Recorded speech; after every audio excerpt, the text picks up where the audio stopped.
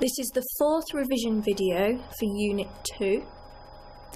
The previous one looked at how Hitler changed Germany from a democracy to a dictatorship and included a little bit on how Hitler kept control, but the main focus of this video is how did Hitler keep control. Now, at the root of this is propaganda and censorship, the ways in which he controlled access to information for ordinary people. So if we look at the diagram on the board here, the top one there is rallies. Now, there was a big parade ground in Nuremberg, and the spectacle of the Nazi rallies was massive. Candlelit parades at night, thousands of uniformed men standing to attention as Hitler walked past, singing Nazi songs, the Nazi anthem, the swastika everywhere, presenting this image of strength and power, which people wanted to be part of. That's propaganda in the way the image of the party was presented. This created a sense of unity and advertised strength. The next one round is the radio. Now, the radio is a really easy way to communicate with the entire population. This is a time before television, so radios are at the heart of most people's homes. All radio stations are put under Nazi control. Hitler and other officials make lots of broadcasts which you are expected to listen to. And they manufactured cheap mass-produced radios so that they were affordable. And these were placed in cafes, factories and schools, and sometimes there were even speakers in the streets. In the 1930s, there were more radios per person in Germany than anywhere else in Europe. So it was a really good way to indoctrinate people. The buildings that they built modelled on classical designs and gave a really clear indication of strength. The next one round, films. The Nazis produced lots and lots of films. Goebbels always approved the plot lines, and they were always there to promote German ideas such as the strength of the Aryan race. Before you actually got to watch the film, though, you had to sit through a 45-minute official newsreel which publicised Germany's achievements. The next one round is music. They wanted people to listen to traditional music, so they banned music like jazz music, swing music, music of black origin. They also banned music by Jewish composers. The next one round, newspapers and the press. Now, this one was fundamental again as it reached the biggest audience. Journalists are given regular briefings containing the information that they are allowed to write, and sometimes they were directly told what they had to write. There was no free press. Every newspaper was a Nazi newspaper, so you only had access to Nazi opinions. The next one round, art. All art was supposed to be traditional by design. They did not like the concept of modern art. And they collected what they called degenerate art together and made people go and look at it so they could see what it was. This kind of backfired because a lot of people wanted to see this artwork. But it should be traditional art, showing images of perfect German men and women or heroic German folk tales. Books. Books were burnt, those that they didn't agree with, those written by Jews or communists, and they would have these mass burnings where people were expected to take books from their own bookshelves at home and to put them onto the fires and burn them. So millions of books are taken from university and public libraries and burnt on big public bonfires. So Freud's work, Einstein's work and Thomas Mann's work are all burnt in public. Sport is also used for propaganda, and the biggest example of this is the Olympic Games, which we'll look at. So propaganda, the promotion of ideas, and censorship, censoring out other ideas, are at the heart of controlling people's beliefs. because they were able to control access to information. Now, the organisation that you had to belong to if you were a writer or a musician or an artist was the Reich Chamber of Culture.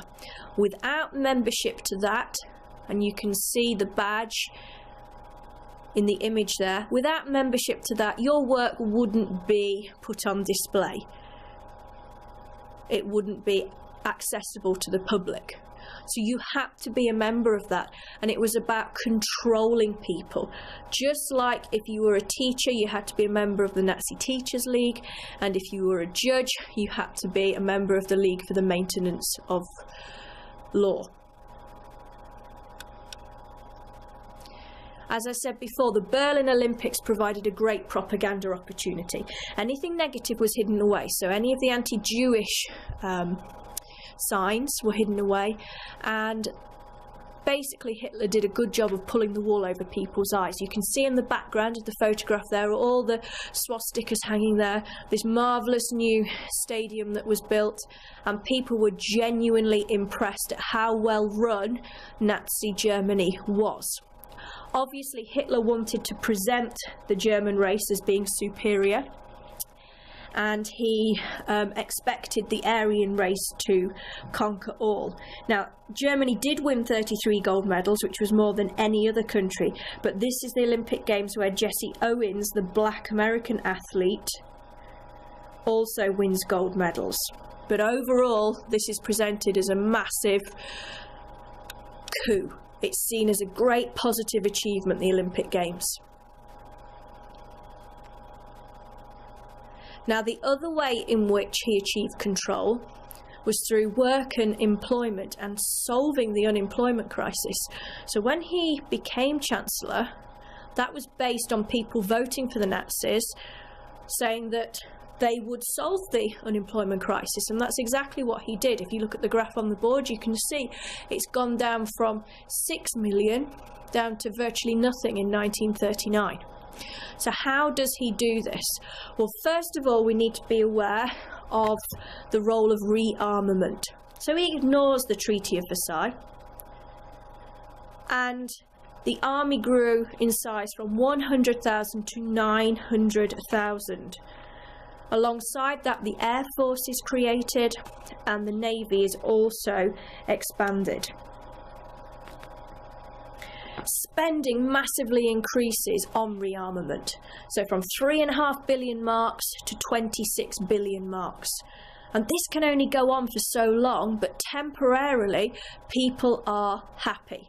They've either got jobs in the armed forces or jobs linked to the armed forces, like making uniforms, manufacturing weapons, for example. So it creates a huge industry, and Germany becomes a strong military nation. Exactly what people wanted, that Germany's reputation, its strength and power is restored. And Hitler presents this as part of his vision that Germany's got to struggle against other nations in order to gain Lebensraum. Rearmament also leads to higher production of iron and steel, plastic, oil and rubber. And it was a huge boost for the German economy and had a big impact on unemployment. Now, when we're talking about employment in general, please bear in mind that many Jews were removed from their jobs, and so were women, so this helped the unemployment problem as well. Now, what else did he do? Well, you already know that he banned free trade unions, and in its place he sets up the DAF, the Deutsche Arbeitsfront, the National Labour Front, or German Labour Front. And that is the official German trade union. Now, this ensured that the economy worked for the best interests of the Nazis. That's what Hitler's interested in, making sure that the economy is used as a tool for the Nazis. And Hitler makes it clear from 1936 onwards that he's expecting war within 4 years. So the economy has got to be geared up for war. Now, the DAF controlled the powers of employers, so that there wasn't extreme exploitation, and it set out new employment rights in factories, mines, munition plants and shipyards. It had the power to regulate working hours, control rates of pay, and they could punish workers, but strikes were banned. So minimum standards were achieved, but that was so that people were as productive as possible. And it meant that communist control over the workforce was diminished, was reduced, because you had to be a member of the DAF. There were no other alternatives.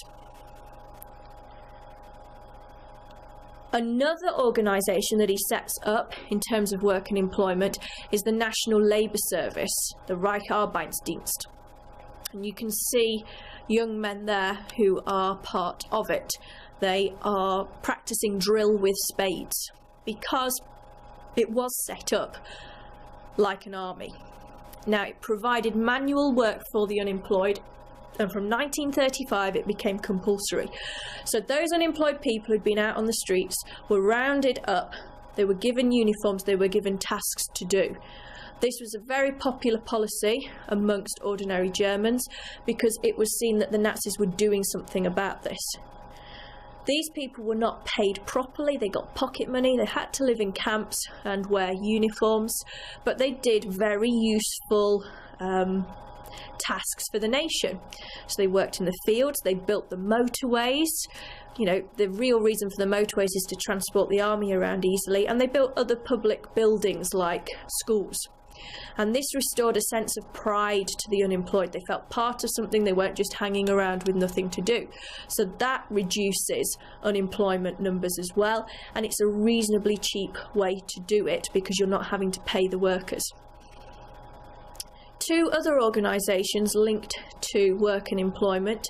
The first one is Strength Through Joy, which is Kraft Dirk Freude, and this essentially provided leisure activities. So everything from trips to the theatre, trips to the cinema, sporting opportunities, all the way through to saving up to buy for a Volkswagen car, to going on holiday. Now, all of that is seen as a positive by most workers, but essentially what the Nazis are up to is controlling people's free time, so that they were yet again exposed to Nazi ideas and Nazi propaganda. But it did give them access to opportunities that they didn't have before. The other organisation there is Beauty of Labour, Schönheit der Arbeit, and this organisation was tasked with ensuring good standards at work.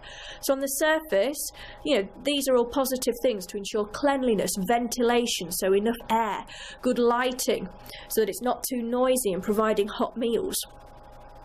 Now, obviously, Hitler and the Nazis don't do this out of love for the workers.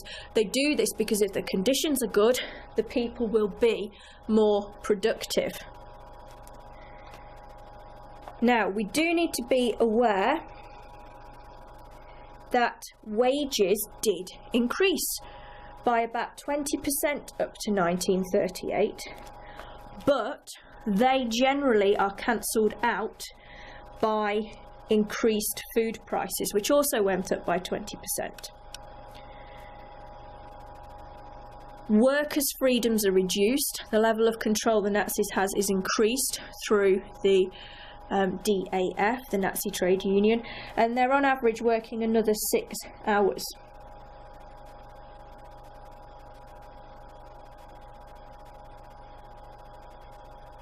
They have got access to more opportunities in terms of their free time, and there's more and more people who have access to a car.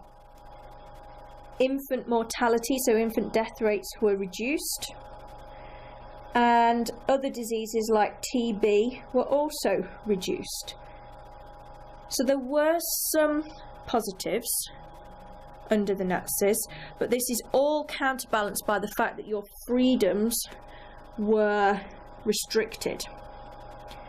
And by the time the Second World War starts, the government had been spending so much more than its income from taxes that the economy would probably have collapsed again. Now, the other way in which Hitler controlled people was through his expectations of them. So if we focus in on women, they experienced some of the biggest changes from Weimar times. In Weimar times, all women over the age of 20 had been able to vote. They'd been able to choose how they wanted to dress, if they wanted to wear makeup, if they wanted to smoke or drink in public. And life, particularly in the big cities, was very open and free for them. It was different in the countryside. There were even 20 female members of the Reichstag, and women were beginning to enter the professions. Now, the Nazis had a very different view of women. They didn't want them going out socialising and expressing their freedoms. They wanted them to stay at home, be good wives and mothers, because they want the birth rate to increase. If the birth rate increased, there'll be more Nazis for the future, there'll be more Germans, more Aryans to go and live in the areas that Germany is going to conquer. They thought that women should serve society as wives and mothers. They have the 3 Ks. So Kinder, Kirche and Küche, so kitchen, church and cooking, so those traditional values, being at home, looking after the children. And they set up the German Women's Enterprise, which was an organisation that promoted all of those ideas. They had weekly classes and radio broadcasts teaching things like good motherhood. At the heart of all of this was women remaining healthy so that they can have these children. You can see the ideal family there on the image on the board. Now, in order to promote this view, they passed a law called the Law for the Encouragement of Marriage. So if you were to get married and the woman gave up her job, then you were eligible for a loan, quite a large loan. And you only had to pay the loan back